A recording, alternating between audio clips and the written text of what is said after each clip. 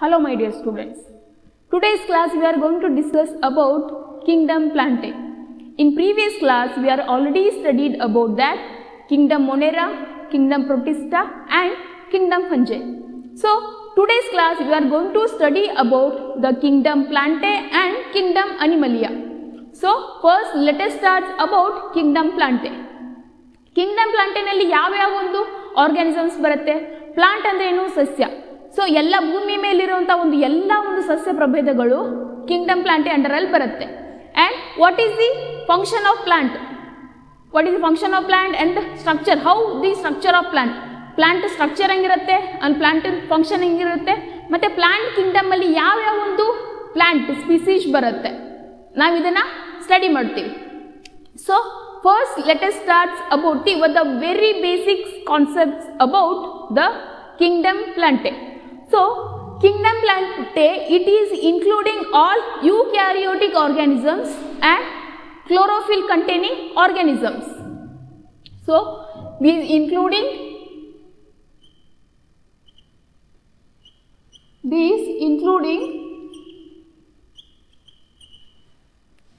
all eukaryotic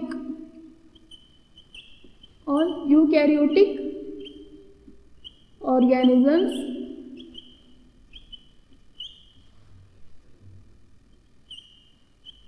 and chlorophyll containing organisms. Chlorophyll containing organisms.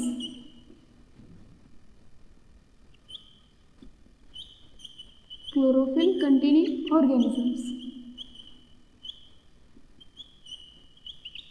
Okay, I hope you all are studied about the cell. Prokaryotic cell ಮತ್ತು eukaryotic cells ಅನ್ನು ನೀವು study ಮಾಡಿದ್ದೀರಾ.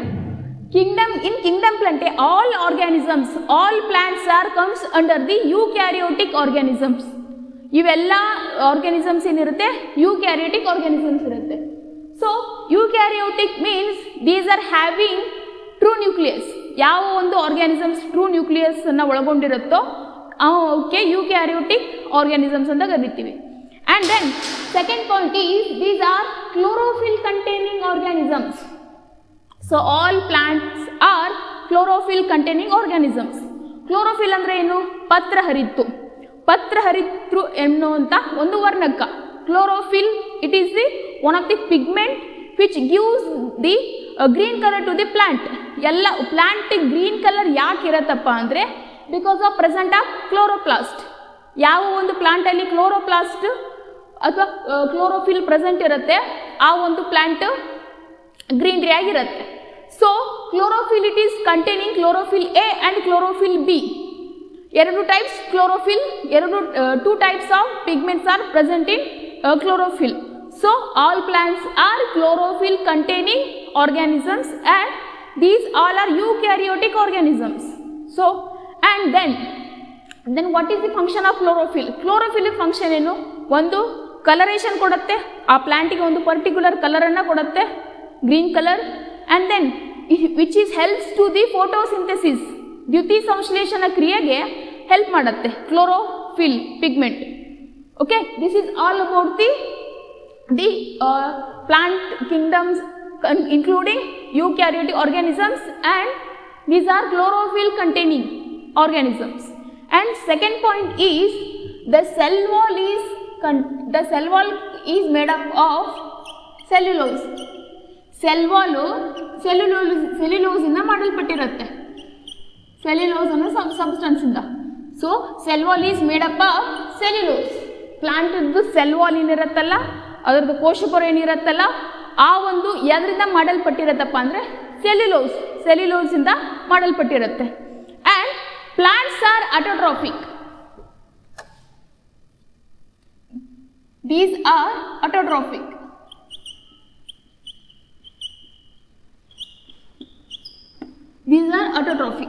What is meant by autotrophic? The organisms which are synthesizing their own nutrients. ತಮ್ಮ ಆಹಾರವನ್ನು ತಾವೇ ತಯಾರಿಸಿಕೊಳ್ಳುವಂತಹ ಒಂದು ಆರ್ಗ್ಯಾನಿಸಮ್ಸ್ಗೆ, ಒಂದು ಜೀವಿಗಳಿಗೆ ನಾವು ಆಟೋಟ್ರಾಫಿಕ್ ಅಂತ ಕರಿತೀವಿ. ಇವು ತಮ್ಮ ನ್ಯೂಟ್ರಿಯೆಂಟ್ಸ್ಗೋಸ್ಕರ, ತಮ್ಮ ಒಂದು ಬೇಕಾಗಿರುವಂಥ ಆಹಾರಕ್ಕೋಸ್ಕರ ಬೇರೆ ಒಂದು ಜೀವಿಗಳ ಮೇಲೆ ಅವಲಂಬನೆ ಆಗಿರೋಲ್ಲ. ಸೊ ಇವು ಆಹಾರವನ್ನು ಯಾವ ಒಂದು ಪ್ರಕ್ರಿಯೆಯಿಂದ ತಯಾರಿಸ್ಕೊಳ್ಳುತ್ತೆ, ಯಾವ ಒಂದು ಮೆಥಡಿಂದ ತಮ್ಮ ಒಂದು ನ್ಯೂಟ್ರಿಯೆಂಟ್ಸನ್ನು ಪ್ರಿಪೇರ್ ಮಾಡ್ಕೊಳ್ಳುತ್ತೆ? ಫೋಟೋಸಿಂಥೆಸಿಸ್, ದ್ಯುತಿ ಸಂಶ್ಲೇಷಣ ಕ್ರಿಯೆಯಿಂದ ತಮ್ಮ ಒಂದು ನ್ಯೂಟ್ರಿಯೆಂಟ್ಸ್, ತಮ್ಮ ಒಂದು ಆಹಾರವನ್ನು ತಾವೇ ಪ್ರಿಪೇರ್ ಮಾಡ್ಕೊಳ್ಳುತ್ತೆ. And in some cases plants also act as heterotrophic in some cases. Okay, heterotrophic is one point aitu. In some cases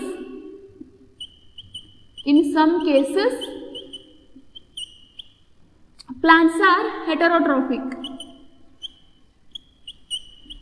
Plants are heterotrophic. Okay, ಹೆಟೆರೋಟ್ರೋಫಿಕ್ ಅಂದ್ರೆ ಏನು? ನಾನು ನೀವು ಕೇಳ್ಬೋದು ಕ್ವಶನ್. ದ್ಯುತಿ ಸಂಶ್ಲೇಷಣ ಕ್ರಿಯೆ ಮೂಲಕ ಅವು ತಮ್ಮ ಫುಡ್, ತಮ್ಮ ನ್ಯೂಟ್ರಿಯೆಂಟ್ಸನ್ನು ಪ್ರಿಪೇರ್ ಮಾಡ್ಕೊಳ್ಳುತ್ತೆ. ಹೆಟೆರೋಟ್ರೋಫಿಕ್ ಅದು ಹೇಗೆ? ಹೆಟೆರೋಟ್ರೋಫಿಕ್ ಅಂದರೆ ಯಾವ ರೀತಿಯಾಗಿ ಪ್ಲಾಂಟ್ಸ್ ಹೆಟೆರೋಟ್ರೋಫಿಕ್ ಆಗಿ ಆ್ಯಕ್ಟ್ ಮಾಡುತ್ತೆ? ಕೀಟಹಾರಿ ಸಸ್ಯಗಳು ಅಂತ ನೀವು ಸ್ಟಡಿ ಮಾಡಿದ್ದೀರಾ ಹೈಸ್ಕೂಲ್ ಲೆವೆಲಲ್ಲಿ. ಕೀಟಹಾರಿ ಸಸ್ಯಗಳಂದ್ರೆ ಏನು? ಇನ್ಸೆಕ್ಟ್ಸ್, ಕೀಟಗಳ ಮೂಲಕ ತಮ್ಮ ಒಂದು ನ್ಯೂಟ್ರಿಯೆಂಟ್ಸು, ತಮಗೆ ಬೇಕಾದಂಥ ಒಂದು ಆಹಾರವನ್ನು ಅವು ಅಬ್ಸಾರ್ಬ್ ಮಾಡ್ಕೊಳ್ಳುತ್ತೆ. ಫಾರ್ ಎಕ್ಸಾಂಪಲ್, ಇವಾಗ ಒಂದು ಯಾವುದೋ ಒಂದು ಕೀಟಹಾರಿ ಪ್ಲಾಂಟ್ ಇದೆ ಅಂತ ಅಂದ್ಕೊಳ್ಳಿ. ಅದು ಏನು ರಿಲೀಸ್ ಮಾಡುತ್ತಪ್ಪ ಅಂದರೆ ಅದರದೊಂದು ಲೀವ್ಸ್ ಆಗಿರ್ಬೋದು, ಅಥವಾ ಒಂದು ಯಾವುದೇ ಒಂದು ಫ್ಲವರ್ ಆಗಿರ್ಬೋದು, ಇನ್ಸೆಕ್ಟನ್ನು ಅಟ್ರ್ಯಾಕ್ಟ್ ಮಾಡ್ಕೊಳ್ಳುತ್ತೆ. ಇವಾಗ ಯಾವುದೋ ಒಂದು ಇನ್ಸೆಕ್ಟು ಆ ಒಂದು ಲೀವ್ಸ್ ಮೇಲೆ ಬಂದು ಕೂತ್ಕೊಂಡಾಗ ಆ ಲೀವ್ಸು ಆಟೋಮೆಟಿಕ್ಕಾಗಿ ಫೋಲ್ಡ್ ಆಗಿ ಆ ಕೀಟ ಅಲ್ಲೇ ಒಳಗೆ ಸಿಕ್ಕಾಕೊಳ್ಳುತ್ತೆ. ಆಮೇಲೆ ಪ್ಲ್ಯಾಂಟು ತನಗೆ ಬೇಕಾದಂಥ ಒಂದು ನ್ಯೂಟ್ರಿಯೆಂಟ್ಸನ್ನು ಅಬ್ಸರ್ವ್ ಮಾಡ್ಕೊಳ್ಳುತ್ತೆ. ಇವಕ್ಕೆ ನಾವು ಕೀಟಹಾರಿ ಸಸ್ಯಗಳು ಅಂತ ಕರಿತೀವಿ. ಕೀಟಹಾರಿ ಸಸ್ಯಗಳು ಎಕ್ಸಾಂಪಲ್, ಕೀಟಹಾರಿ ಸಸ್ಯಗಳು.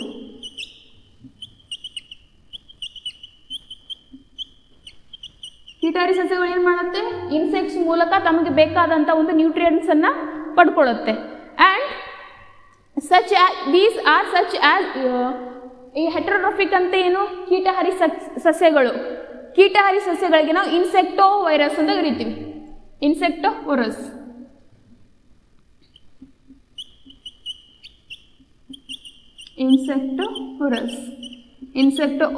and also plants and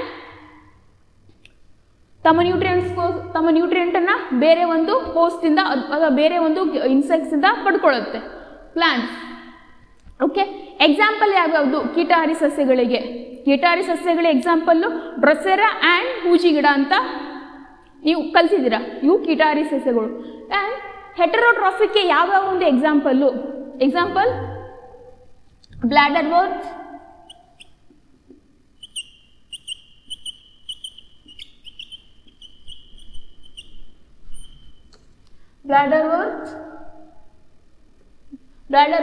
and Venus flytrap.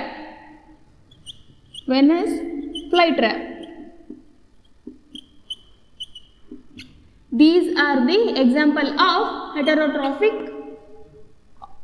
plant. Okay, I will explain again. Plants are mainly autotrophic. Okay, plants are mainly autotrophic. In some cases these are heterotrophic. Heterotrophic means these are synthesizing. They are depending for their nutrients for another organisms. ಬೇರೆ ಒಂದು organisms ಮೇಲೆ, ಬೇರೆ ಒಂದು ಜೀವಿಗಳ ಮೇಲೆ ಅವಲಂಬನೆ ಆಗಿರುವಂತಹ ಒಂದು ಜೀವಿಗಳಿಗೆ ನಾವು ಹೆಟೆರೋಟ್ರೋಫಿಕ್ ಅಂತ ಕರಿತೀವಿ. ಹೆಟೆರೋಟ್ರೋಫಿಕಲ್ಲಿ ಇನ್ಸೆಕ್ಟಿವೋರಸ್ ಅಂತ ಇರುತ್ತೆ, ಅಂದರೆ ಇನ್ಸೆಕ್ಟ್ ಮೂಲಕ ತಮ್ಮ ಒಂದು ಫುಡ್ಡನ್ನು ಪ್ರಿಪೇರ್ ಮಾಡಿಕೊಳ್ಳುವಂತಹ ಜೀವಿಗಳು. ಹೆಟೆರೋಟ್ರೋಫಿಕ್ಗೆ ಎಕ್ಸಾಂಪಲ್ ಯಾವುದು ಅಂದರೆ bladderwort and Venus flytrap. This is about autotrophic and heterotrophic. And next point is life cycle of plant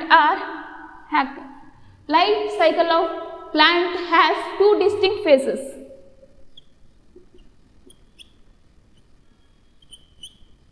Life cycle of plant has two distinct phases.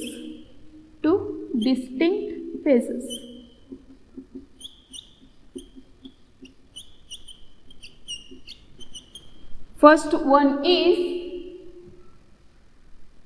diploid saprophytic diploid saprophytic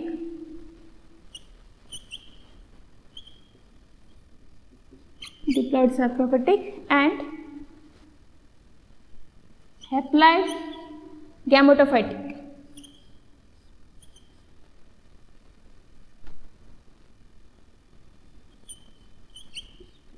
Haploid gametophytic.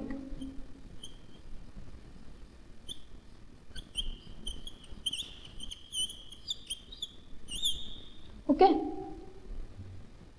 Diploid saprophytic and haploid gametophytic. So what is diploid and haploid? Diploid ಮತ್ತೆ haploid ಅಂದ್ರೆ ಏನು? And what is the difference between diploid and haploid? Diploid means which is containing single set of chromosomes. It is containing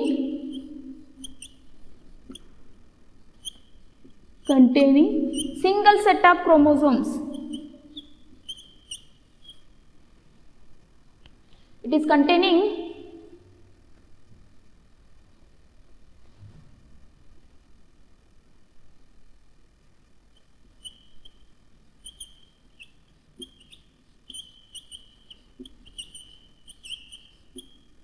pair of chromosomes.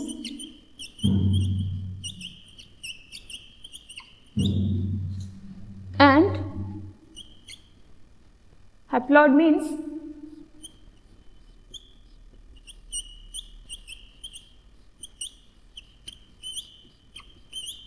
it is containing single set of chromosomes.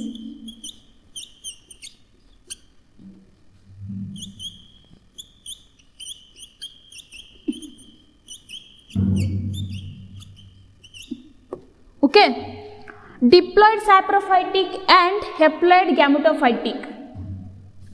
ಇಲ್ಲಿ diploid ಅಂದ್ರೆ ಏನು? Which is containing complete pair of chromosomes. Which is containing complete pair of chromosomes. Diploid saprophytic ಅಂದ್ರೆ ಅಥವಾ diploid cells ಅಂದ್ರೆ ಇವು complete pair of chromosomes ಇರುತ್ತೆ. Complete ಒಂದು pair chromosomes ಇರುತ್ತೆ. And haploid ಅಂದ್ರೆ which is containing only single set of chromosomes. ಇದು diploid. Diploid ಅಂದ್ರೆ ಏನು? Complete pair of chromosomes. Complete pair of chromosomes. And haploid ಅಂದ್ರೆ which is containing only single set of chromosomes.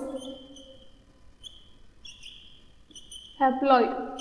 Okay, ಇಲ್ಲಿ ನೋಡಿ, ಇಲ್ಲಿ ಒಂದು complete pair ಇದೆ, complete pair chromosomes ಇದೆ. ಇಲ್ಲಿ ಬರೀ ಒಂದು ಸಿಂಗಲ್ ಸೆಟ್ ಇದೆ. ಡಿಪ್ಲಾಯ್ಡ್ ಅಂದರೆ double set of chromosomes. Haploid ಅಂದರೆ it is single set of chromosomes. And these alternate with each other. ಇವು ಡಿಪ್ಲಾಯ್ಡ್ ಮತ್ತು ಹೆಪ್ಲಾಯ್ಡ್ ಸೆಲ್ಸ್ ಇರ್ತಾವಲ್ಲ, ಒಂದಕ್ಕೊಂದು ಆಲ್ಟರ್ನೇಟ್ ಮಾಡ್ಕೊಳ್ಳುತ್ತೆ, ಒಂದಕ್ಕೊಂದು ಆಲ್ಟರ್ನೇಟ್ ಆಗಿ ಕೆಲಸ ಮಾಡುತ್ತೆ. Okay, first understand, first one is these are eukaryotic organisms. Kingdom Plantae including all eukaryotic organisms, and these are chlorophyll containing organisms. And the cell wall of eukaryotic, the cell wall of Kingdom Plantae is made up of cellulose, and Kingdom Plantae are autotrophic. Okay, in some cases Kingdom Plantae organisms are heterotrophic. Heterotrophic ಅಲ್ಲಿ ಯಾವುದು ಹೇಳಿದೆ? ಇನ್ಸೆಕ್ಟೋವೈರಸ್. ಇನ್ಸೆಕ್ಟೋವೈರಸ್ ಅಂದರೆ ಕೀಟಹಾರಿ ಸಸ್ಯಗಳು. and also it is act as parasites. And life cycle of plant has two distinct phases. Plant life cycle ಎರಡು distinct phases ಆಗಿ ನಾವು divide ಮಾಡ್ತೀವಿ. First one ಯಾವುದು? Diploid saprophytic and haploid gametophytic. Okay, diploid ಮತ್ತು ಹೆಪ್ಲಾಯ್ಡ್ಗಿರೋ ವ್ಯತ್ಯಾಸ ಅಂದರೆ ಏನು? ಡಿಪ್ಲಾಯ್ಡ್ ಸೆಲ್ಸ್ ಅಂದರೆ ಅದು ಡಿಪ್ಲಾಯ್ಡ್ ಸ್ಯಾಪ್ರೋಫೈಟಿಕ್ ಅಂದರೆ which is containing complete pair of chromosomes. These are called diploid. Diploid means double. Here double pair of chromosomes. ಇಲ್ಲಿ ಇದೊಂದು ಕ್ರೋಮೋಸೋಮ್ ಸೆಟ್ಟು, ಇದೊಂದು ಕ್ರೋಮೋಸೋಮ್ ಸೆಟ್ ಇದೆ. ಆ್ಯಂಡ್ ಹೆಪ್ಲಾಯ್ಡ್ ಅಂದರೆ ಏನು? Single set of chromosomes. It is containing single set of chromosomes. And diploid ಅಂದರೆ complete pair of chromosomes. Okay, ನಾವು let us discuss about kingdom Animalia. Animals ಇರೋವಂಥ ಒಂದು ಕಿಂಗ್ಡಮನ್ನು ನಾವು ಇವಾಗ ಸ್ಟಡಿ ಮಾಡೋಣ. So it is including all heterotrophic organisms. is include all heterotrophic organisms. Heterotrophic organisms.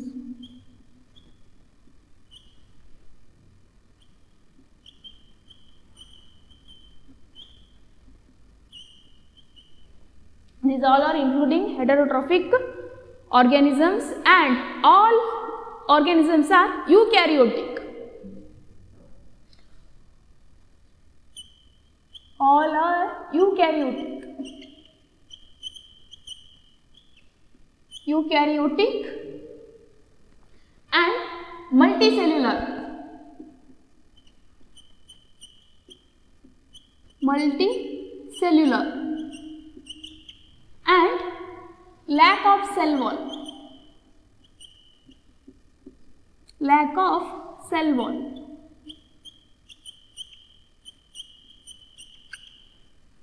Okay, kingdom animalia are, these are including all heterotrophic organisms.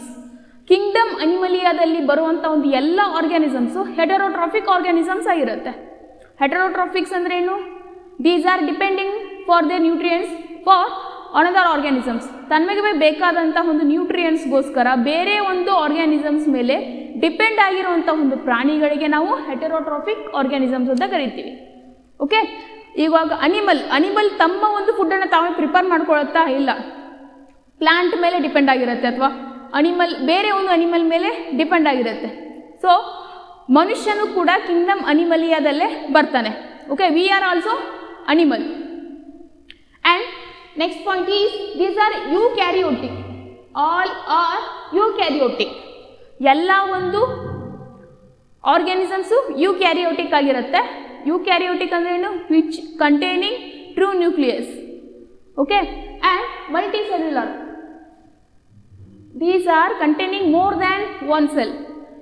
ಒಂದಕ್ಕಿಂತ ಜಾಸ್ತಿ ಸೆಲ್ಸನ್ನು present ಇರೋ, ಒಂದಕ್ಕೊಂದು ಜಾಸ್ತಿ ಸೆಲ್ಲನ್ನು ಹೊಂದಿರುವಂತಹ ಆರ್ಗ್ಯಾನಿಸಮ್ಸ್ಗೆ ನಾವು ಮಲ್ಟಿಸೆಲ್ಯುಲರ್ ಅಂತ ಕಲಿತೀವಿ. ಯೂನಿಸೆಲ್ಯುಲರ್ ಅಂದರೆ ಏನು? Which is containing only single cell. ಒಂದೇ ಸೆಲ್ಲನ್ನು ಒಳಗೊಂಡಿರುವಂತಹ ಆರ್ಗ್ಯಾನಿಸಮ್ಸ್ಗೆ ನಾವು ಯೂನಿಸೆಲ್ಯುಲರ್ ಅಂತ ಕರಿತೀವಿ. ಮಲ್ಟಿಸೆಲ್ಯುಲರ್ ಅಂದರೆ these organisms containing more than one cell. ಒಂದಕ್ಕಿಂತ ಜಾಸ್ತಿ ಸೆಲ್ಲನ್ನು ಒಳಗೊಂಡಿರುವಂಥ ಒಂದು ಜೀವಿಗಳಿಗೆ, ಆರ್ಗ್ಯಾನಿಸಮ್ಸ್ಗೆ ನಾವು ಮಲ್ಟಿಸೆಲ್ಯುಲರ್ ಆರ್ಗ್ಯಾನಿಸಮ್ಸ್ ಅಂತ ಕರಿತೀವಿ. And these are lack of cell wall. These are lack of cell wall. ಇವಾಗ ಪ್ಲಾಂಟ್ ಸೆಲ್ ಮತ್ತು ಅನಿಮಲ್ ಸೆಲ್ ಡಿಫ್ರೆನ್ಸನ್ನು ನೀವು ಸ್ಟಡಿ ಮಾಡಿದ್ದೀರಾ. ಓಕೆ, ಡಿಫ್ರೆನ್ಸ್ ಏನು? ಪ್ಲಾಂಟ್ ಸೆಲ್ಲಲ್ಲಿ ಸೆಲ್ ವಾಲ್ ಪ್ರೆಸೆಂಟ್ ಇರುತ್ತೆ, ಅನಿಮಲ್ ಸೆಲ್ಲಲ್ಲಿ ಸೆಲ್ ವಾಲ್ ಪ್ರೆಸೆಂಟ್ ಇರಲ್ಲ. So cell wall is absent. ಅಲ್ಲಿ ಪ್ಲಾಂಟ್ ಸೆಲ್ಲಲ್ಲಿ ಏನಿತ್ತು? Cell wall is made up of cellulose ಇತ್ತು. ಸೊ ಅನಿಮಲ್ ಸೆಲ್ಲಲ್ಲಿ ಸೆಲ್ ವಾಲ್ ಅಬ್ಸೆಂಟ್ ಆಗಿರುತ್ತೆ. Okay, then the next features of Animalia is mode of nutrition is holozoic. Mode of nutrition is holozoic.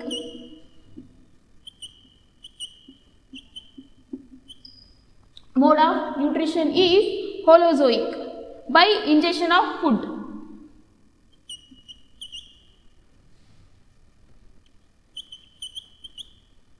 By ingestion of food.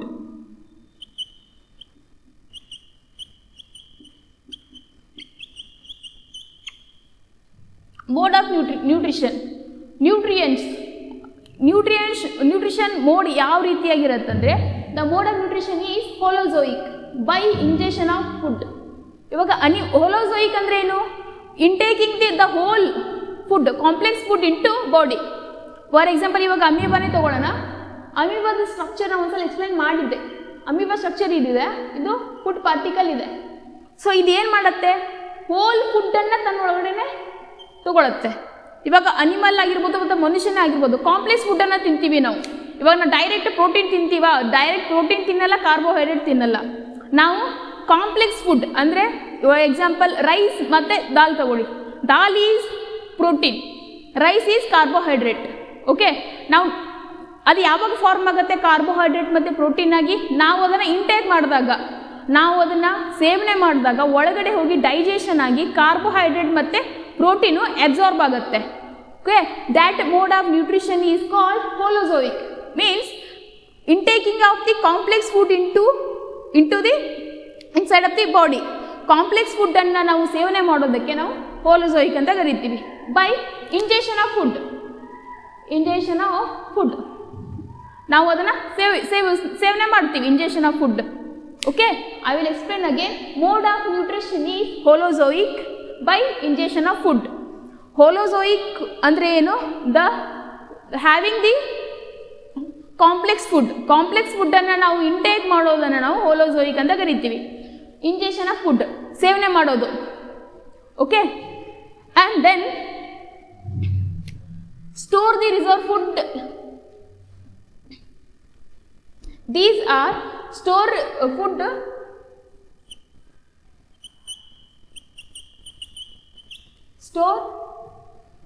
reserve as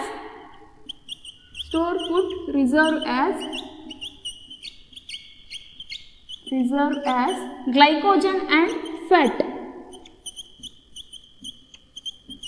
Glycogen or fat. Okay, ನಾವಿವಾಗ ಯಾವುದೇ ಒಂದು food material ನಾವು ಸೇವನೆ ಮಾಡಿದ್ವಿ, ಅದು ಒಳಗಡೆ digestion ಆಯಿತು. Digestion ಏನಾಗುತ್ತೆ, ಗ್ಲೂಕೋಸ್ ಇದ್ದಿದ್ದು ಗ್ಲೈಕೋಜನ್ನ ಕನ್ವರ್ಟ್ ಆಗುತ್ತೆ. ಓಕೆ, ದೆನ್ ಗ್ಲೈಕೋಜನ್ ಎಲ್ಲಿ ಸ್ಟೋರ್ ಆಗುತ್ತಪ್ಪ ಅಂದರೆ ನಮ್ಮ ಸ್ಕಿನ್ ಅಡಿಯಲ್ಲಿ, ಅಡಿಪೋಸ್ ಟಿಶ್ಯೂ ಅಂತ ಕರಿತೀವಿ. ಅಡಿಪೋಸ್ ಟಿಶ್ಯೂ ಅಂಡರ್ ಅಂದರೆ ಸ್ಕಿನ್ ಅಂಡರಲ್ಲಿ ಸ್ಟೋರ್ ಆಗುತ್ತೆ. That is the reserve food. ಇವಾಗ ನಾವು ಯಾವುದೇ ಒಂದು ಆಹಾರವನ್ನು ಸೇವನೆ ಮಾಡ್ತೀವಿ, ಅದು ಡೈಜೆಷನ್ ಆಗುತ್ತೆ, ಗ್ಲೂಕೋಸ್ ಇದ್ದದ್ದು ಗ್ಲೈಕೋಜನ್ ಆಗಿ ಕನ್ವರ್ಟ್ ಆಗುತ್ತೆ. ನಮ್ಮ ದೇಹ ಎಷ್ಟು ಬೇಕೋ ಅಷ್ಟು ಮಾತ್ರ ಒಂದು ರಿಸರ್ವ್ ಫುಡ್ಡನ್ನು ಮಾತ್ರ ಅಬ್ಸಾರ್ಬ್ ಮಾಡಿಕೊಂಡು ಉಳಿದಿದ್ದು ಸ್ಟೋರ್ ಆಗುತ್ತೆ. ಎಲ್ಲಿ ಸ್ಟೋರ್ ಆಗುತ್ತೆ? ಇನ್ ದ ಸ್ಕಿನ್ ಅಡಿನಲ್ಲಿ. ಯಾವ ಒಂದು ಫಾರ್ಮಲ್ಲಿ? Glycogen or fat. ಸೊ ಆ ಒಂದು ರೀಸನ್ಗೆ ಮನುಷ್ಯರು ದಪ್ಪ ಆಗ್ತಾರೆ, ಒಬ್ಬೊಬ್ಬರು ಸ್ಕಿನ್ನಿಯಾಗಿರ್ತಾರೆ. ಅಂದರೆ ಏನು? ಅವರು ಸೇವನೆ ಮಾಡಿದಂಥ ಫುಡ್ಡು ಓವರ್ ಆಗಿರುತ್ತೆ, ಜಾಸ್ತಿ ಆಗಿರುತ್ತೆ. ಬಾಡಿ ಎಷ್ಟು ಬೇಕೋ ಅಷ್ಟನ್ನು ಮಾತ್ರ ಅಬ್ಸಾರ್ವ್ ಮಾಡಿಕೊಂಡು ಉಳಿದಿದ್ದನ್ನು ಗ್ಲೈಕೋಜನ್ ಆರ್ ಫ್ಯಾಟ್ ಆಗಿ ಕನ್ವರ್ಟ್ ಆಗುತ್ತೆ. ಕನ್ವರ್ಟ್ ಆಗಿ ಏನಾಗುತ್ತೆ? ಅಡಿಪೋಸ್ ಟಿಶ್ಯೂ ಅಂದರೆ ಸ್ಕಿನ್ನಲ್ಲಿ ಸ್ಟೋರ್ ಆಗುತ್ತೆ. ಸ್ಕಿನ್ನಲ್ಲಿ ಸ್ಟೋರ್ ಆದಾಗ ಏನಾಗುತ್ತೆ? ಆ ಮನುಷ್ಯ ದಪ್ಪ ಆಗ್ತಾ ಬರ್ತಾನೆ. ಯಾಕೆ ದಪ್ಪ ಆಗ್ತಾನೆ?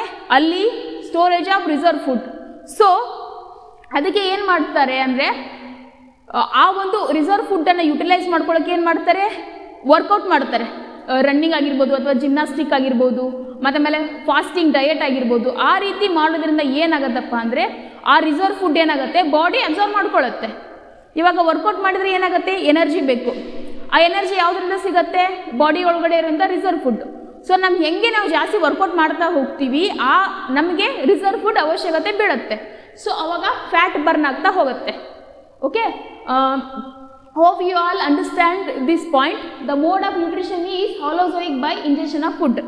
ನಾವು ಕಾಂಪ್ಲೆಕ್ಸ್ ಫುಡ್ಡನ್ನು ತಗೊಳ್ಳೋದಕ್ಕೆ ನಾವು ಹೋಲೋಜೋಯಿಕ್ ಅಂತ ಹೇಳ್ತೀವಿ. And store food reserve as glycogen or fat. ನಮ್ಮ ರಿಸರ್ವ್ ಫುಡ್ ಯಾವ ಒಂದು ಫಾರ್ಮಲ್ಲಿ ಸ್ಟೋರ್ ಆಗತ್ತಪ್ಪ ಅಂದರೆ ಗ್ಲೈಕೋಜನ್ ಆರ್ ಫುಡ್. ಗ್ಲೈಕೋಜನಿಗೆ ಕನ್ವರ್ಟ್ ಆಗುತ್ತೆ. ಗ್ಲೂಕೋಸ್ ಇದ್ದದ್ದು ಗ್ಲೈಕೋಜನ್ನೇ ಕನ್ವರ್ಟ್ ಆಗುತ್ತೆ, ಜಾಸ್ತಿ ಆಗಿದ್ದು. Okay, and then next point is follow the definite growth pattern. Follow the definite growth pattern.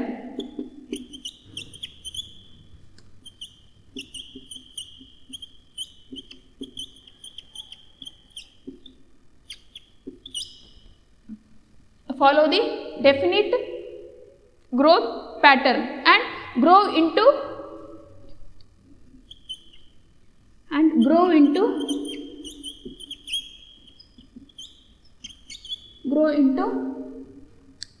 adult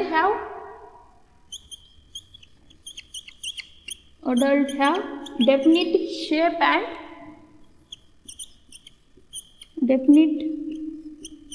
shape and size. Okay, kingdom Animalia have definite growth pattern. These are have definite growth pattern. Okay, ಯಾವ ರೀತಿಯಾಗಿ pattern ಇರುತ್ತೆ? ಈಗ ಒಬ್ಬ ಮನುಷ್ಯ ಹುಟ್ಟಿದಾಗ ಎಷ್ಟು ಇರ್ತಾನೆ? 2.5 to 3.5 kgs ಇರ್ತಾನೆ. ವಿತ್ ಇನ್ಕ್ರೀಸಿಂಗ್ ದ ಟೈಮ್ ಏನಾಗುತ್ತೆ? ನಮ್ಮ ಬಾಡಿ ಸೈಜು ಇನ್ಕ್ರೀಸ್ ಆಗ್ತಾ ಹೋಗುತ್ತೆ. ಓಕೆ, ನಾವು ಇವಾಗ ಬಾಲ್ಯ ಚೈಲ್ಡ್ ಆಗಿರ್ತೀವಿ, ಆಮೇಲೆ ಅಡಲ್ಟ್ ಆಗಿರ್ತೀವಿ, ಆಮೇಲೆ ಏಜ್ ಆಗಿರ್ತೀವಿ. So the animals are having definite growth pattern. Okay, and grow into adult have definite shape and size. ನಾವು ಹೇಗೆ ನಮಗೆ ವಯಸ್ಸಾಗ್ತಾ ಹೋಗುತ್ತೋ ಹಾಗೆ ನಮ್ಮ ಸೈಜ್ ಆಗಿರ್ಬೋದು ಅಥವಾ ನಮ್ಮ ಶೇಪ್ ಆಗಿರ್ಬೋದು ಇನ್ಕ್ರೀಸ್ ಆಗ್ತಾ ಹೋಗುತ್ತೆ. ಇವಾಗ ಯಾವುದೇ ಒಂದು ಅನಿಮಲನ್ನ ಯಾವುದೇ ಪ್ರತಿಯೊಂದು ಅನಿಮಲ್ ಹುಟ್ಟಿದಾಗ ಎಷ್ಟು ಒಂದು kg ಇರುತ್ತೆ, ಎಷ್ಟು ಒಂದು ಅದರದ್ದು ಶೇಪ್ ಇರುತ್ತೆ, ಅದು ವಿತ್ ಇನ್ಕ್ರೀಸಿಂಗ್ ಟೈಮ್ ಹೋಗ್ತಾ ಅದು ಬೆಳೀತಾ ಹೋಗುತ್ತೆ. ಅದು ಅಡಲ್ಟ್ ಏಜಿಗೆ ಬಂದಾಗ 1 kg ಇರುತ್ತೆ, ಆ ಒಂದು ಪರ್ಟಿಕ್ಯುಲರ್ ಶೇಪ್ ಇರುತ್ತೆ. ಆಮೇಲೆ ಅದು ಸಾಯೋವಾಗ ಒಂದು ಶೇಪ್ ಇರುತ್ತೆ. So these are having definite growth pattern. ಅದು kingdom Animalia organisms are having different growth pattern. ಅಂದರೆ ಅವು ಗ್ರೋತ್ ಆಗ್ತಾ ಹೋಗುತ್ತೆ. ಯಾವ ಗ್ರೋತ್ ಆಗಿದೆ ಅಂತ ನಾವು ಯಾವ ಒಂದು ಬೇಸ್ ಮೇಲೆ ಹೇಳ್ತೀವಿ? It is increasing the shape and size. Mass increase ಆಗುತ್ತೆ, ಅದರದ್ದೊಂದು ಸೈಜು ಮತ್ತು ಅದರದ್ದೊಂದು ಸುತ್ತಳತೆ ಇನ್ಕ್ರೀಸ್ ಆದಾಗ ನಾವು ಏನಂತೀವಿ? ಆ ಒಂದು ಜೀವಿ, ಆ ಒಂದು ಆರ್ಗ್ಯಾನಿಸಮ್ಮು ಗ್ರೋತ್ ಆಗಿದೆ ಅಂತ ನಾವು ಹೇಳ್ತೀವಿ. And these R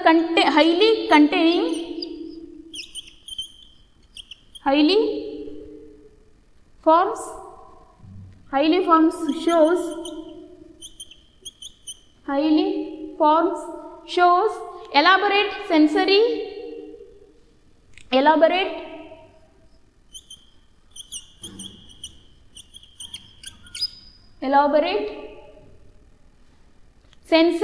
neuromotor mechanism. Elaborate sensory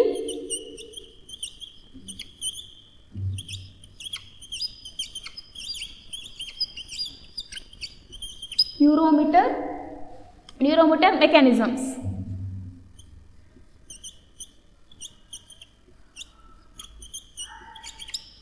Okay, what it means elaborate sensory neuromotor mechanism ಅಂದರೆ ಇವಾಗ ಒಂದು ಅನಿಮಲ್ ಹೋಗುತ್ತೆ, ಒಂದು ಯಾವುದೋ ಮುಳ್ಳಿನ ಮೇಲೆ ಕಾಲಿಡುತ್ತೆ. ಇವಾಗ ಫಾರ್ ಎಕ್ಸಾಂಪಲ್ ನೀವೇ ನಾವು ಹ್ಯೂಮನ್ ಬೀಯಿಂಗೇ ತೊಗೊಳ್ಳಿ. ಯಾವುದೇ ಒಂದು ಬಿಸಿಯಾದ ನಾವು ಒಂದು ವಸ್ತುವನ್ನು ಮುಡಿದಾಗ ನಾವು ಸಡನ್ನಾಗಿ ಕೈ ತೊಗೊಳ್ತೀವಿ, ಹಿಂದೆ ತೊಗೊಳ್ತೀವಿ. That is the sensory elaborate nervous sensory mechanisms. ಆ ಒಂದು ಎನ್ವಿರಾನ್ಮೆಂಟಿಗೆ ನಾವು ರೆಸ್ಪಾನ್ಸ್ ಮಾಡುವಂಥ ಕೆಪಾಸಿಟಿ ಅನಿಮಲ್ಸ್ಗಿದೆ, ಅಂದರೆ ಮೀನ್ಸ್ ಕಿಂಗ್ಡಮ್ ಅನಿಮಲಿಯಾಗಿದೆ. So kingdom Animalia is having highly forms comparing to the other kingdoms. The kingdom Animalia having the highly forms elaborate sensory neuromotor mechanisms. Means nervous system well develop ಆಗಿದೆ. ಇವಾಗ nervous system ಆಗಿರ್ಬೋದು ಅಥವಾ ಯಾವುದೇ circulatory system ಆಗಿರ್ಬೋದು, ಯಾವುದೇ ಒಂದು mechanisms ಆಗಿರ್ಬೋದು, kingdom ಅನಿಮಲಿಯಾದಲ್ಲಿ ಹೈಲಿ ಫಾರ್ಮ್ಸ್ ಆಗಿದೆ comparing to plant, kingdom Plantae, kingdom Fungi, kingdom Protista, Monera. So ನಾವು ಅದಕ್ಕೆ ಮನುಷ್ಯನಿಗೆ ಅಗಾಧವಾದ ಒಂದು ನೆನಪಿನ ಶಕ್ತಿ ಇರುತ್ತೆ. ಮತ್ತು the animal is more powerful to the comparing to another organisms. ಬೇರೆ ಒಂದು ಜೀವಿಗಳಿಗೆ ಕಂಪೇರ್ ಮಾಡಿದ್ರೆ ಮನುಷ್ಯನಿಗೆ ಅಥವಾ ಕಿಂಗ್ಡಮ್ ಅನಿಮಲ್ಸ್ಗೆ, ಕಿಂಗ್ಡಮ್ ಅನಿಮಲಿಯಾ ಬರುವಂಥ ಒಂದು ಎಲ್ಲ ಒಂದು ಜೀವಿಗಳಿಗೆ ಸ್ಪೆಷಲ್ ಪವರ್ ಇರುತ್ತೆ. So these are capable of locomotion.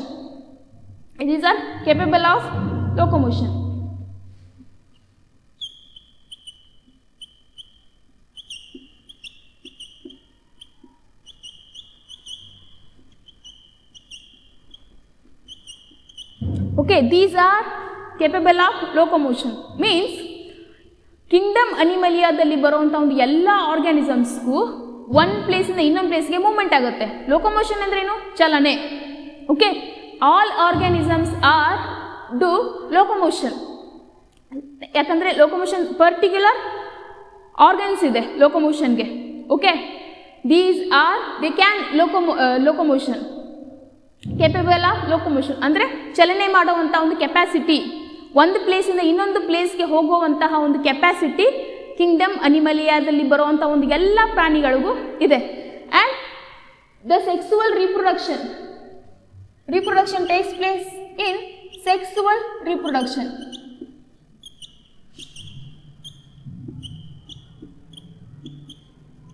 Kingdom ಅನಿಮಲಿಯಾದಲ್ಲಿ ಬರುವಂಥ ಒಂದು ಎಲ್ಲ ಆರ್ಗ್ಯಾನಿಸಮ್ಸ್ ರೀಪ್ರೊಡಕ್ಷನ್ ಯಾವ ಟೈಪ್ ನಡೆಯುತ್ತಪ್ಪ ಅಂದರೆ ಸೆಕ್ಸುವಲ್ ಆಗಿ ನಡೆಯುತ್ತೆ. ಮೀನ್ಸ್ ಮೇಲ್ ಆ್ಯಂಡ್ ಫೀಮೇಲ್ ಗ್ಯಾಮೆಟ್ಸ್ಗಳ ಮುಖಾಂತರ. ಈಗ ಮೇಲ್ ಗ್ಯಾಮೆಟ್ಸ್ ಯಾವುದು? ಸ್ಪರ್ಮ್. ಫೀಮೇಲ್ ಗ್ಯಾಮೆಟ್ಸ್ ಯಾವುದು? ಓವರಿ ಮತ್ತು ಸ್ಪರ್ಮ್ ಒಂದು ಫ್ಯೂಸ್ ಆಗೋದ್ರಿಂದ ರೀಪ್ರೊಡಕ್ಷನ್ ನಡೆಯುತ್ತೆ. Okay, in kingdom Animalia reproduction takes place only by a sexual method. ಬರೀ ಸೆಕ್ಸುವಲ್ ಮೆಥಡಲ್ಲಿ ಮಾತ್ರ ರೀಪ್ರೊಡಕ್ಷನ್ ಅನಿಮಲಿಯಾದಲ್ಲಿ ನಡೆಯುತ್ತೆ. ಓಕೆ, ಅನಿಮಲ್ಸ್ ರಿಪ್ರೊಡ್ಯೂಸ್ ಯಾವುದ್ರ ಮುಖ ಮಾಡೋಂತಪ್ಪ ಅಂದರೆ sexual intercourse, means fusion of male and female gametes. ಇವಾಗ ಇದು ovary. Okay, female organisms ovary produce ಮಾಡುತ್ತೆ and male organisms sperm produce ಮಾಡುತ್ತೆ. ಸ್ಪರ್ಮ್ ಬಂದು ಎಗ್ಗಿಗೆ ಫ್ಯೂಸ್ ಆದಾಗ ಇಲ್ಲಿ ಈ ಸೆಲ್ಲು ಎಗ್ ಡಿವೈಡ್ ಆಗಿ ಝೈಗೋಟ್ ಫಾರ್ಮ್ ಆಗುತ್ತೆ. ಝೈಗೋಟ್ ಫಾರ್ಮ್ ಆಗಿ ಏನಾಗುತ್ತಪ್ಪ ಅಂದರೆ ಒಂದು ಹೊಸ ನ್ಯೂ ಪ್ರೋಜನಿ ಪ್ರೊಡ್ಯೂಸ್ ಆಗುತ್ತೆ. So I will explain all points once again. Kingdom Animalia it is including all heterotrophic organisms. ಹೆಟರೋಟ್ರಾಫಿಕ್ organisms ಅಂದ್ರೇನು? ತಮ್ಮ ಒಂದು ಕಾಂಪ್ಲೆಕ್ಸ್ ನ್ಯೂಟ್ರಿಯೆಂಟ್ಸ್ಗೋಸ್ಕರ ಬೇರೆ ಒಂದು ಆರ್ಗ್ಯಾನಿಸಮ್ಸ್ ಮೇಲೆ ಡಿಪೆಂಡ್ ಆಗಿರುವಂತಹ ಜೀವಿಗಳು. And these are multicellular. These are containing more than one cell. ಒಂದಕ್ಕಿಂತ ಜಾಸ್ತಿ ಸೆಲ್ಸನ್ನು ಒಳಗೊಂಡಿರುತ್ತೆ. These are not unicellular. Unicellular ಅಂದ್ರೇನು? These containing only single cell. Multicellular ಅಂದರೆ ಮೋರ್ ದ್ಯಾನ್ ಒನ್ ಸೆಲ್, ಒಂದಕ್ಕಿಂತ ಜಾಸ್ತಿ ಸೆಲ್ಸನ್ನು ಒಳಗೊಂಡಿರುವಂತಹ organisms. And lack of cell wall. In animal cell there is no cell wall, only plant cell wall is present. ಕೋಶಪರೆ ಬರೀ plant ಸೆಲ್ಲಲ್ಲಿ ಮಾತ್ರ present ಇರುತ್ತೆ, ಅನಿಮಲ್ ಸೆಲ್ಲಲ್ಲಿ ಪ್ರೆಸೆಂಟ್ ಇರಲ್ಲ. And mode of nutrition is holozoic and by injection of food. Okay, holozoic ಅಂದರೆ ನಾನು ಏನು ಹೇಳಿದ್ದೆ? To having complete food or complex food. ನಾವು ಕಾಂಪ್ಲೆಕ್ಸ್ ಫುಡ್ಡನ್ನು ನಾವು ಇಂಟೇಕ್ ಮಾಡ್ತೀವಿ. ಆಮೇಲೆ ನಮ್ಮ ಬಾಡಿ ಒಳಗಡೆ ಹೋದಾಗ ಏನಾಗುತ್ತಪ್ಪ ಅಂದರೆ ಡೈಜೆಷನ್ ಪ್ರೊಸೆಸ್ ಮೂಲಕ ಕಾಂಪ್ಲೆಕ್ಸ್ ಇದ್ದಿದ್ದು ಸಿಂಪಲ್ ಫುಡ್ಡಾಗಿ ಫಾರ್ಮ್ ಆಗುತ್ತೆ. Okay, it is by injection of food. ನಾವು ಬಾಯಿ ಮೂಲಕ ತಗೊಳ್ತೀವಿ. ಇಂಜೆಕ್ಷನ್ ಆಫ್ ಫುಡ್ ಅಂದ್ರೇನು? Having the complex food is called injection of food. ಅದು ನಮ್ಮ ಬಾಡಿ ಒಳಗಡೆ ಹೋದಾಗ ಕಾಂಪ್ಲೆಕ್ಸ್ ಫುಡ್ ಇದ್ದಿದ್ದು ಡೈಜೆಷನ್ ಆಗಿ ಸಿಂಪಲ್ ಫುಡ್ ಆಗುತ್ತೆ.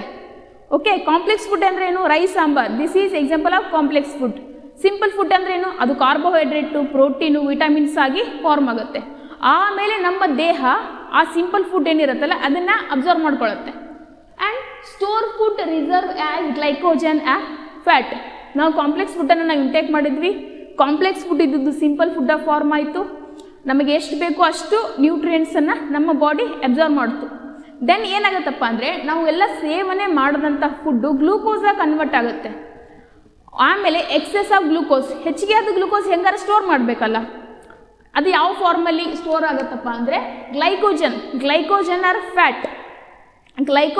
ಫ್ಯಾಟ್ ಫಾರ್ಮ್ದಲ್ಲಿ ಸ್ಟೋರೇಜ್ ಆಗುತ್ತೆ ನಮ್ಮ ಬಾಡಿನಲ್ಲಿ. ಯಾವ ಒಂದು ಪ್ಲೇಸಲ್ಲಿ ಸ್ಟೋರೇಜ್ ಆಗುತ್ತೆ? ಅಡಿಪೋಸ್ ಟಿಶ್ಯೂ ಅಂದರೆ ಏನು? ನಮ್ಮ ಸ್ಕಿನ್. ಇವಾಗ ಕೊಬ್ಬೆಲ್ಲಿ ಸ್ಟೋರ್ ಆಗಿರುತ್ತೆ, ನಮ್ಮ ಬಾಡಿ ಸ್ಕಿನ್ ಕೆಳಗಡೆ ಸ್ಟೋರ್ ಆಗಿರುತ್ತೆ. ಸೊ ಈ ರೀತಿಯಾಗಿ ರಿಸರ್ವ್ ಫುಡ್ ಯಾವ ಫಾರ್ಮಲ್ಲಿ ಸ್ಟೋರ್ ಆಗುತ್ತೆ? ಫ್ಯಾಟ್ ಮುಖಾಂತರ. ಇದು ನಮ್ಮ ಸ್ಕಿನ್ನಲ್ಲಿ ಸ್ಟೋರ್ ಆಗೋದ್ರಿಂದ ನಾವು ಏನಾಗ್ತೀವಿ? ನಮಗೆ ಒಬೆಸಿಟಿ ಜಾಸ್ತಿ ಆಗುತ್ತೆ, ಅಂದರೆ ಮನುಷ್ಯ ದಪ್ಪ ಆಗ್ತಾ ಹೋಗ್ತಾನೆ. So this is the reason of obesity. ಒಬ್ಬ ಮನುಷ್ಯ ದಪ್ಪ ಆಗ್ತಿದ್ದಾನಂದರೆ ಏನಪ್ಪ ಅಂದರೆ ಅವನಲ್ಲಿರುವಂಥ ರಿಸರ್ವ್ ಫುಡ್ಡು ಅಡಿಪೋಸ್ ಟಿಶ್ಯೂನಲ್ಲಿ ಸ್ಟೋರ್ ಆಗ್ತಾ ಇದೆ. ಅದಕ್ಕೆ ನಾವು ಅದನ್ನು ಬರ್ನ್ ಮಾಡೋಕ್ಕೆ ಏನು ಮಾಡ್ತಾರೆ? ಬರ್ನ್ ಅಂದರೆ ಏನು? ನಮ್ಮ ವರ್ಕೌಟ್ ಜಾಸ್ತಿ ಮಾಡಬೇಕು, ನಮ್ಮ ಕೆಲಸವನ್ನು ಜಾಸ್ತಿ ಮಾಡಬೇಕು. ನಮ್ಮ ಕೆಲಸನ ಜಾಸ್ತಿ ಮಾಡಿದಾಗ ಏನಾಗುತ್ತೆ? ಅದು ಎನರ್ಜಿ ಬೇಕಾಗುತ್ತೆ. ಎನರ್ಜಿಗೆ ಏನು ಬೇಕು? ರಿಸರ್ವ್ ಫುಡ್ ಬೇಕು. ಆವಾಗ ನಾವು ವರ್ಕೌಟ್ ಜಾಸ್ತಿ ಮಾಡ್ತಾ ಹೋದಾಗೆ ರಿಸರ್ವ್ ಫುಡ್ಡು ಅಬ್ಸಾರ್ಬ್ ಮಾಡ್ಕೊಳ್ತಾ ಹೋಗುತ್ತೆ ಬಾಡಿನಲ್ಲಿ. ನಮ್ಮ ಬಾಡಿನಲ್ಲಿರುವಂತಹ ಫ್ಯಾಟು ಬರ್ನ್ ಆಗುತ್ತೆ. follow the definite growth pattern. Okay, kingdom Animalia following the definite growth pattern. With these are grow to the adult and with definite shape and size. ಇವಾಗ ಒಂದು ಯಾವುದೇ ಒಂದು ಜೀವಿ ಹುಟ್ಟಿದಾಗ ಯಾವ ಒಂದು ಮಾಸ್ ಯಾವುದೇ ಒಂದು ಸೈಜಲ್ಲಿ ಇರುತ್ತೋ ಅದು ಬೆಳೀತಾ ಬೆಳೀತಾ ಇನ್ಕ್ರೀಸ್ ಆಗ್ತಾ ಹೋಗುತ್ತೆ, ಅದರ ಸೈಜ್ ಆಗಿರ್ಬೋದು ಅಥವಾ ಶೇಪ್ ಆಗಿರ್ಬೋದು. ಓಕೆ, ಒಂದು ಪರ್ಟಿಕ್ಯುಲರ್ ಡೆಫಿನಿಟ್ ಒಂದು ಪ್ಯಾಟರ್ನ್ ಇದೆ. ಅಂದರೆ ಅದು ಚೈಲ್ಡ್ ಇದ್ದಾಗ ಇಷ್ಟು ಸೈಜು, ಆಮೇಲೆ ಅದು ಅಡಲ್ಟ್ ಫೇಸಿಗೆ ಬರೋದು, ಆಮೇಲೆ ಅದು ಓಲ್ಡ್ ಏಜಿಗೆ ಬರುವಂಥದ್ದು, ಈ ರೀತಿಯಾಗಿ ಒಂದು ಗ್ರೋತ್ ಪ್ಯಾಟರ್ನ್ ಇರುತ್ತೆ. ಸೊ ನಾವು ಗ್ರೋತ್ ಆಗಿದೆ, ಅದೊಂದು ಬೆಳವಣಿಗೆ ಆಗಿದೆ ಅಂತ ನಾವು ಹೇಗೆ ಅದನ್ನು ಐಡೆಂಟಿಫೈ ಮಾಡ್ತೀವಪ್ಪ ಅಂದರೆ increasing the size and mass. ಅದರದ್ದು ಸೈಜ್ ಇನ್ಕ್ರೀಸ್ ಆಗಿರಬೇಕು, ಅದರ ಮಾಸು ಮತ್ತು ಶೇಪ್ ಇನ್ಕ್ರೀಸ್ ಆಗಿರಬೇಕು. So animals are growing. And then highly forms elaborate sensory neuromotor mechanisms. Kingdom Animaliaದಲ್ಲಿ highly well developed neuron system ಇರುತ್ತೆ. ನ್ಯೂರಾನ್ ಸಿಸ್ಟಮ್ ಅಂದರೆ ಏನು? ಅನಿಮಲ್ಸ್ಗೆ ಜಾಸ್ತಿ ಥಿಂಕ್ ಮಾಡುವಂಥ ಕೆಪಾಸಿಟಿ ಇದೆ. Comparing to another organisms, animals are having well programmed, well developed neurological or sensory neuromotor mechanisms. Okay, sensory neuromotor mechanisms ಅಂದರೆ ಎನ್ವಿರಾನ್ಮೆಂಟಿಗೆ response ಮಾಡುವಂಥ ಕೆಪ್ಯಾಸಿಟಿ ಅನಿಮಲ್ಸ್ಗೆ ಜಾಸ್ತಿ ಆಗಿದೆ. ಇವಾಗ ಯಾವುದೇ ಒಂದು ಬಿಸಿ ಒಂದು ಪದಾರ್ಥ ಮುಡಿದಾಗಲಿ, ಅದು ಮುಳ್ಳು ಚುಚ್ಚಿದಾಗಲಿ, ಒಂದು ಯಾವುದೋ ಒಂದು ನಮ್ಮ ಎದುರಿಗೆ ಯಾವುದೋ ಒಂದು ನಮ್ಮ ಆಪೋಸಿಟ್ ನಮ್ಮ ಒಂದು ಏನೋ ಎನಿಮಿ ಬಂದಾಗ ನಮ್ಮನ್ನು ಪ್ರೊಟೆಕ್ಟ್ ಮಾಡ್ಕೊತ ಕೆಪ್ಯಾಸಿಟಿ ಆಗಿರಲಿ, ಅದು ಅನಿಮಲಲ್ಲಿ ಹೈಲಿಯಾಗಿ ಡೆವಲಪ್ ಆಗಿದೆ comparing to another kingdom. And then these are capable of locomotion. ಎಲ್ಲ ಒಂದು ಅನಿಮಲ್ಲು ಲೋಕೋಮೋಷನ್ ಮಾಡುತ್ತೆ, ಅಂದರೆ ಚಲನೆ ಮಾಡುತ್ತೆ, ಓಡೋದಾಗಿರ್ಬೋದು, ನಡೆಯೋದಾಗಿರ್ಬೋದು, ಈ ಒಂದು ಆ್ಯಕ್ಟಿವಿಟೀಸ್ ಮಾಡುತ್ತೆ. ಆ ಒಂದು ಆ್ಯಕ್ಟಿವಿಟೀಸ್ಗೆ ನಾವು ಲೋಕೋಮೋಷನ್ ಅಂತ ಕರಿತೀವಿ. And then these are reproduce by sexual reproduction. ಎಲ್ಲ ಒಂದು ಅನಿಮಲ್ಸು ಸೆಕ್ಸುವಲ್ ಮೆಥಡ್ ಮೂಲಕ ರಿಪ್ರೊಡಕ್ಷನ್ ಮಾಡುತ್ತೆ. ಸೆಕ್ಸುವಲ್ ರಿಪ್ರೊಡಕ್ಷನ್ ಅಂದರೆ ಏನು? Fusion of male and female gametes. Okay, ಇಲ್ಲಿ ಮೇಲ್ ಏನು ಪ್ರೊಡ್ಯೂಸ್ ಮಾಡುತ್ತೆ? ಸ್ಪರ್ಮ್ ಪ್ರೊಡ್ಯೂಸ್ ಮಾಡುತ್ತೆ. ಫೀಮೇಲು ಎಗ್ಗನ್ನು ಪ್ರೊಡ್ಯೂಸ್ ಮಾಡುತ್ತೆ. ಆವಾಗ ಎರಡು ಗ್ಯಾಮೆಟ್ಸ್ ಫ್ಯೂಸ್ ಆಗಿ ಅಲ್ಲಿ ಒಂದು ಝೈಗೋಟ್ ಫಾರ್ಮ್ ಆಗಿ ಆವಾಗ ಒಂದು ಹೊಸ ಪ್ರೋಜನಿ ಸೃಷ್ಟಿಯಾಗುತ್ತೆ. So we have already studied 5 kingdom classification: kingdom Protista, kingdom Monera, kingdom Fungi and kingdom Plantae and kingdom Animalia. In 5 kingdom classification of Whittaker's, there is no mention of some acellular organisms that are virus, viroid and lichens. ನಾವು 5 Kingdom ಕ್ಲಾಸಿಫಿಕೇಶನ್ನ ನಾವು study ಮಾಡಿದ್ವಿ. First one ಯಾವುದು? ಮೊನೆರಾನ study ಮಾಡಿದ್ವಿ. Second one kingdom Protista, third one kingdom Fungi, fourth one kingdom Plantae, fifth one kingdom Animalia. But ಆ Whittaker ಕ್ಲಾಸಿಫಿಕೇಷನಲ್ಲಿ ಕೆಲವೊಂದಿಷ್ಟು acellular organisms ಬಗ್ಗೆ ಅವರು ಮೆನ್ಷನ್ ಮಾಡಿಲ್ಲ. ಯಾವುದಂದರೆ virus, viroid and lichens. So ಇವಾಗ ಟ್ರೆಂಡಿಂಗಲ್ಲಿರೋದು ವೈರಸ್. ಇವಾಗ ಕೊರೋನಾ ವೈರಸ್ದು ಟ್ರೆಂಡ್ ಓಡ್ತಾ ಇದೆ ಇವಾಗ. So in next class we will studied about virus, viroid and lichens. ಮತ್ತು ಆ ಮೂರನ್ನು ಯಾಕೆ ನಾವು 5 ಕಿಂಗ್ಡಮ್ ಕ್ಲಾಸಿಫಿಕೇಷನಲ್ಲಿ ನಾವು ಪ್ಲೇಸ್ ಮಾಡಿಲ್ಲ? ಇವಾಗ ನೋಡಿ, ಕಿಂಗ್ಡಮ್ ಪ್ಲಾಂಟೆ, ಕಿಂಗ್ಡಮ್ ಅನಿಮಲಿಯಾ ಥರ ಕಿಂಗ್ಡಮ್ ವೈರಸ್ಸನ್ನು ನಾವು ಅದ್ರದ್ದು ಒಂದು ಕಿಂಗ್ಡಮ್ ಇಡ್ಬೋದಿತ್ತು. ಸೊ ನಾವು ಯಾಕೆ ಇಟ್ಟಿಲ್ಲ? What is the reason? And next we will study about virus structure ಮತ್ತು ಯಾವ್ಯಾವ ಡಿಸೀಸ್ ಕಾಸ್ ಆಗುತ್ತೆ, ಆ್ಯಂಡ್ ಲೈಕೆನ್ಸ್ ಬಗ್ಗೆ, ವೈರಾಯ್ಡ್ ಬಗ್ಗೆ ನಾವು ಸ್ಟಡಿ ಮಾಡೋಣ. Okay, till then take care and thank you.